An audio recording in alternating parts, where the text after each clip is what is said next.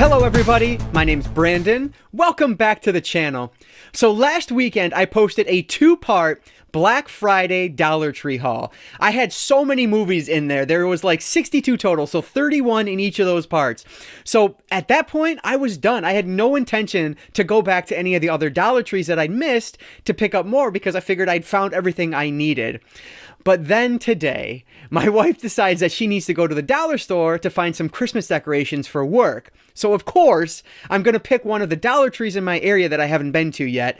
And oh my gosh, I am so glad I did. So this was likely probably my best single Dollar Tree trip since I started doing these hauls, because I was able to find 15 Blu-rays and 6 DVDs. Like, that's usually flopped. Like, I never find that many Blu-rays at one stop. So this was fantastic. So I took some video while I was at the store, so hopefully you guys are seeing that now. But unlike all the other Dollar Trees in my area and all of the haul videos that I've seen from you guys, this Dollar Tree had their movies set in their normal electronics area, but then they had the boxes of the movies, instead of them being on the end caps, they were just stacked up. So most people look at those on the top and think, oh, there's no other movies. But I'm not most people, of course, and so I moved the ones from the top, and lo and behold, all the boxes underneath were open, and so I was able to go through those. But because they were set up in this way, it wasn't welcoming for the average person to go through these.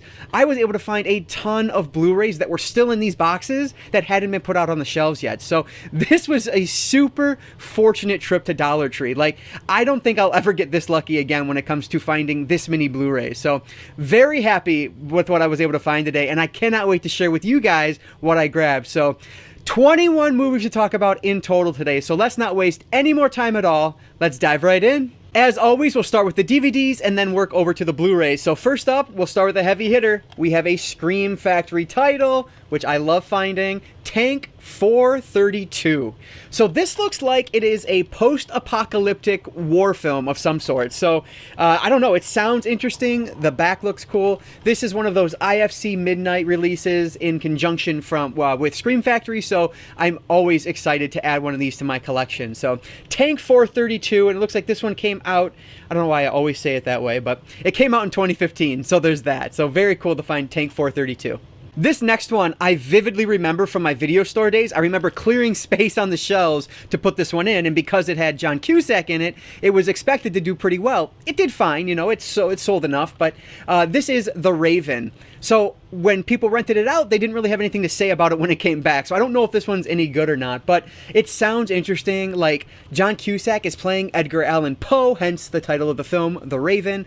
And they are trying to track down a serial killer. On the tagline here, it's like, who better to find a serial killer than the one who inspired him? So this should be really interesting, has a good cast, and John Cusack's fantastic. So very interested to finally check out The Raven. If you guys watched my pickup video from last weekend, you might remember that I mentioned the name Jonathan Rhys Meyers. Well, it turned out I was actually thinking of a different actor in that same movie that I recognized, but you guys were nice enough to point out some films that I might know Jonathan Rhys Meyers from. Turns out I hadn't seen any of the movies you guys mentioned, but there was one that was mentioned that the person found it at Dollar Tree, and they thought it was actually a really good movie. I knew I'd heard of it before, but I knew I didn't own it. It wasn't in my collection. Well, today I was going through the boxes, and lo and behold, Damascus Cover, which is the movie they talked about, showed up. So, of course, I had to get it. It's a viewer recommendation, and it's $1. Obviously, I'm grabbing this movie. So, this one is, I don't know much about it. It looks like it is a person who's undercover, and they have a mission of some sort. That's all I really know, and that's enough, because, like I said, it was recommended, so hopefully it'll be pretty good. Jonathan Rhys Meyers is the star of this, and that is him there. So, this one should be pretty cool. Excited to get to this one, and was very excited that I was able to find it after having just been recommended it a couple days prior. So, thank you guys for recommendations. I always appreciate that, especially when it comes to Dollar Tree movies. So keep them up down in the comments below. Speaking of movies I know virtually nothing about, but we have another cool cover here, and this is a double feature. So this is Ninja and Ninja 2. So Scott Adkins stars in both of these, and I've seen this cover before, like I've seen these movies before, but I'm not much of a ninja movie guy. I think they're fun when I get to them. I just don't spend a lot of time with martial arts films. This, however, was for $1 for 2 films. So of course, I'm a little bit more, inclined to pick it up in that case. So looks like it is a Westerner, Scott Adkins, who becomes a jiu-jitsu master or a ninjutsu master, I guess. So yeah, should be pretty interesting. So Ninja and Ninja 2 Shadow of a Tear. Gotta love that subtitle. So this should be pretty fun.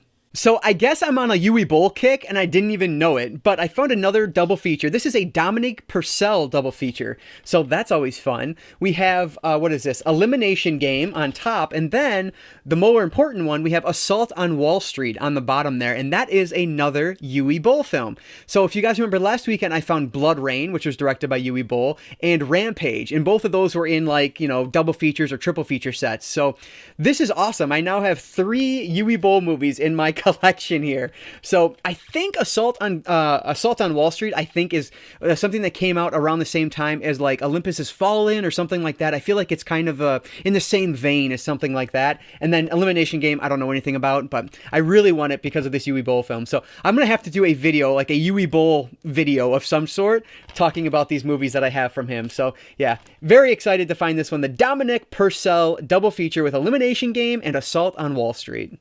I always like to talk about which of these films I think is going to be the hidden gem, or which one's probably going to be the best of the bunch, and I think this is going to be it for this video, at least for the DVDs. So this is from the director of Saw 2, 3, and 4, Darren Lynn Bousman, which if you guys watched or followed the podcast way back when, you'll know we did a Saw arc, and I love these movies, so I am always interested in something that Darren Lynn Bousman does. But this is, I'm probably going to butcher it, Abattoir, I think, or Abattoir, something like that. But this looks fantastic. First off, has an awesome cover. And then it has one of the main characters from Insidious. I don't know her name. I apologize, but she's fantastic. And so she's in this. And like, I don't know, that's good enough for me. A Darren Lynn Bousman film that has the one of the main actresses from Insidious. Yes, I'm definitely going to check this out. So this is one that's going to be at the very top of the list because it just looks awesome. So very excited that I was able to find Abattoir. So now let's move over to the Blu-rays. And like I said, I have 15 of them. So this was awesome. This is really the highlight of the haul. So first up, we have The Bang Bang Club. And this is from 2010, starring Ryan Phillippe. So that's always fun. But it looks like this one takes place in like the apartheid. And there are 4 journalists, I believe they are. Photographers. So, and they are basically doing their part to help bring an end to this apartheid. So that's all I know. Sounds good enough for me. Good enough to pick it up on Blu-ray for $1 at least. So The Bang Bang Club from 2010. No idea if it's going to be any good or not, but I figured I'd give it a shot. So I'm literally just now realizing that I already bought this one, and I think I bought this one from Big Lots, but now I found it for another $1. So I have 2 copies, which obviously I'll just get rid of one, but this is The Warlords, and it stars Jet Li. So this looks like one of those fun movies set, a period piece that looks like a lot of fun. So have not sat down and watched the one I owned yet, obviously, or I wouldn't have rebought it, but yeah, I don't know. We have 2 of these now, so yeah, there's that. Here is another martial arts themed magnet release, and this is called This Girl is Badass. This is one that I've picked up probably 4 or 5 times in my Big Lots trips, and I never pulled the trigger on it for whatever reason. But of course, since I found it for $1, I'm going to do it. First off, the cover, pretty fantastic with that green, but this stars, I believe her name is Gija Yanin. Gija Yanin. I'm probably butchering that, but I'm guessing that she's pretty well known because she's been in, The Protector, Born to Fight, Ong Bak, so pretty well-known martial arts film. So I'm guessing this one's going to be pretty cool once I get around to it. So This Girl is Badass, and this one was released in 2011, so should be a lot of fun. This next one is one that I never would have bought if it wasn't for $1, but it's $1, so I'll give it a shot. It looks pretty good. It's called Touchy Feely, and basically this is about a massage therapist who develops an aversion to like human contact, and of course that is going to be a problem. So this doesn't look like a romantic comedy, but something similar in tone, I guess, maybe like a family comedy type film. So yeah, it should be pretty interesting. It has Elliot Page in it, so it should be pretty good. Obviously, he's a fantastic actor, and then him right there, who I believe is Josh Pace, maybe? Another fantastic actor. So this one should be pretty good, if I ever get around to it, but we'll see. So Touchy Feely, and this one came out in 2013. So this was one that I thought I already owned on Blu-ray, so I looked it up in my movie app to find out that I only had the DVD. So I don't mind upgrading for $1 from the DVD to the Blu-ray, but I should have looked up Warlords because that would have saved me $1. But either way, we have Jason Statham in Blitz. So this is just one of those typical Jason Statham action vehicles. It is a crime thriller. Statham is playing a cop who's on the hunt for somebody. He's about to partner up with an openly gay detective. I guess that's important because they mentioned that on the back here. So I don't know. Sounds interesting, and it's Jason Statham, so it should be pretty fun. So Blitz, and this one came out in 2018. This did not come out in 2018. This came out in 2010. Excuse me. Here's another one. Wouldn't have gotten if it wasn't for $1, but it has Richard Gere and Dakota Fanning, who are both fantastic, so I'll check it out. This is called The Benefactor, and this one was released in 2015. So it looks like the husband and wife, their parents or her parents died about 5 years ago, and now they're coming back to their estate to connect with their family, and they run into, I'm guessing, the benefactor here, and then have to navigate through that. So this sounds like it's going to be a thriller, which I'm all about, so should be pretty interesting. So The Benefactor from 2015. I mentioned last weekend that there was a bunch of James Franco movies in my haul. Here's another one. I actually saw this one last week. I passed on it, but decided to grab it this week. So this is called Dubious Battle. So this is actually based on a John Steinbeck novel, which is really the only reason I'm interested in it. But this cast, James Franco, Vincent D'Onofrio, Selena Gomez, Ed Harris. I mean, like Zach Braff, Sam Shepard, Robert Duvall, Bryan Cranston, for goodness sake. Like, this cast is ridiculous. So I definitely have to check this one out, just because it has a phenomenal cast. I think this one's really long, though, which, it's not that long. It's actually less than 2 hours. So, yeah, this one looks pretty interesting simply because it has an excellent cast. So, I'm going to check out Dubious Battle, and this one was released in 2016. This one looks so right up my alley. Like, this looks fantastic. This is called Bounty Killer. And look at the line down here. It's The Road Warriors meets Kill Bill. So we're set in 2042, and it's just a independent, I'm sure, low-budget, post-apocalyptic film. Like, this is gonna be a blast. I cannot wait to watch this one. And best part, look at that. Am I pointing to the right one? Yes. Gary Busey is in this one, just like he was in what was it, like Candyland last weekend or something like that. So yeah, this one should be a heck of a lot of fun. Cannot wait to check out Bounty Killer from 2012. This next one I always thought was an Asylum mockbuster.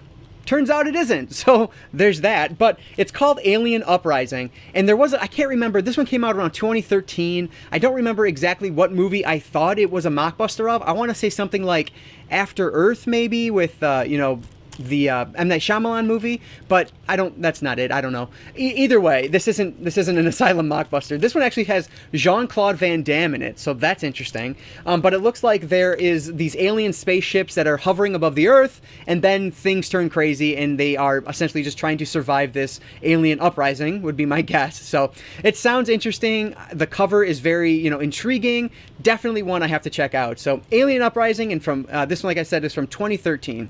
So this one looks really cool. This is a 2013 film with an awesome cover. It's called We Are the Best. And basically what this looks like is like a coming-of-age film from the 80s, but it takes place in Stockholm. So obviously I know nothing of that culture. It's very punk rock, though, so I'm very intrigued to check this movie out. And it says at the top here, it's one of the best movies about punk rock. So I'm very interested in this one. Should be a lot of fun. We Are the Best looks like a coming-of-age film set in the 80s in Stockholm. That sounds pretty cool to me. We'll check out We Are the Best from 2013. This is one of those that could really go either way. It's either going to be like one of those hidden gems of the bunch, or it's just going to be flat out garbage. But it's called Brotherhood, and this one was released in 2010 as well. It looks like our main character is pledging to a fraternity, and the last thing he has to do is rob a convenience store, and then everything kind of goes to hell. So very interested. Like, the whole quote on the back here is just fantastic. Ingeniously constructed and propulsively paced. That is a very difficult term to say, but yeah, so I don't know, this one could go either way. I'm hoping it's going to fall on the hidden gem side of things, though. So we'll check out Brotherhood from 2010. I'm really happy with myself because last weekend I actually passed on this one on DVD, and then I was able to find it on Blu-ray today. This is Open Grave, and so this one was released in 2013, and on the back there's a pull quote that says, "A mystery that Hitchcock himself might have cooked up."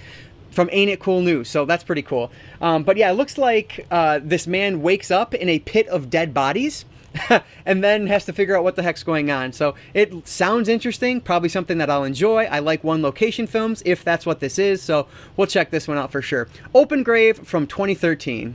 Here's one that is a romantic comedy, and, you know, it is what it is. If nothing else, it's one that my wife and I will watch together, so that's always good. This is called I Give It a Year, and this one was released in 2013. So this is a hard R romantic comedy, which I just noticed, so that's fun. But it is a British film. I love up here, it's from the writer of Borat and then the producers of Love Actually and Bridget Jones's Diary. So that's completely random, but I love that. So yeah, hopefully this one will be pretty funny. It's this couple who, they're completely opposites of each other, but they get married, things are going great, and then a year later their anniversary is approaching and things aren't going as good as they once were. So it sounds like, and then comedy ensues. So we'll see how this one is. I Give It a Year from 2013.